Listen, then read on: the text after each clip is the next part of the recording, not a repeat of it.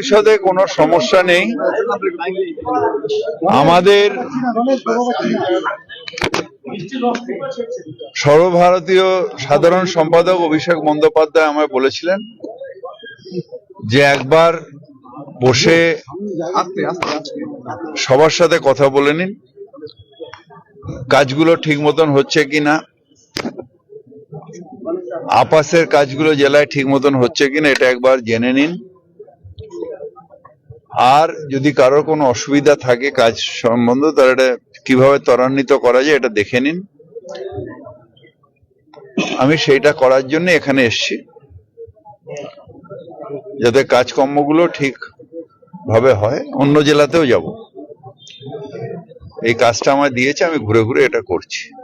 দাদা, এটার জন্য কি কোনো কমিটি জেলা পরিষদ পরিচালনার জন্য কোনো না, কমিটি গঠন আমরা করেছেন? কমিটি কোনো জেলা পরিষদ তো ইটসেলফ একটা কমিটি।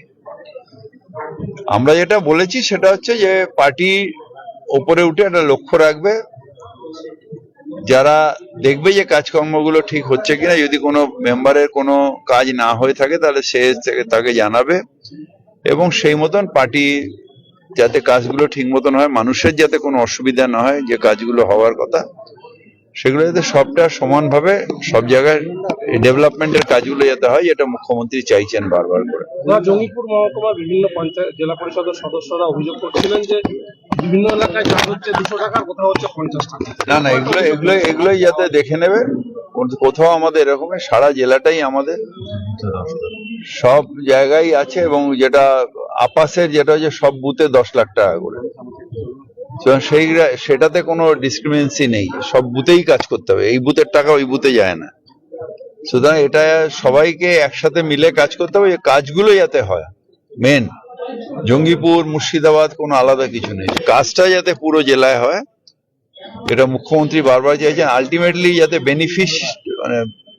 বেনিফিশিয়ারি যাতে মানুষ হয়, সেইটা আমরা বললাম যে সবাইকে পার্টি বিশেষ করে লক্ষ্য রাখবে।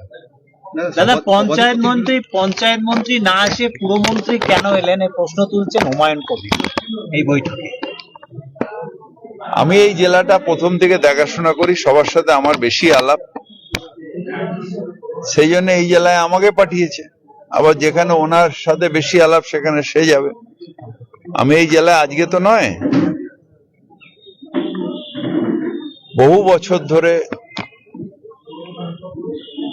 যখন উনি বিজেপির ক্যান্ডিডেটও ছিলেন 19 সালে, তখনও আমি প্রচারে এসেছিলাম আমাদের ক্যান্ডিডেটের হয়ে। সুতরাং ন্যাচারালি আমি তো এই জেলা বহু বছর ধরে করছি, তাই সবার সাথে আলাপ আমার বেশি, তাই আমাকে পাঠিয়েছেন আমাদের জেনারেল সেক্রেটারি।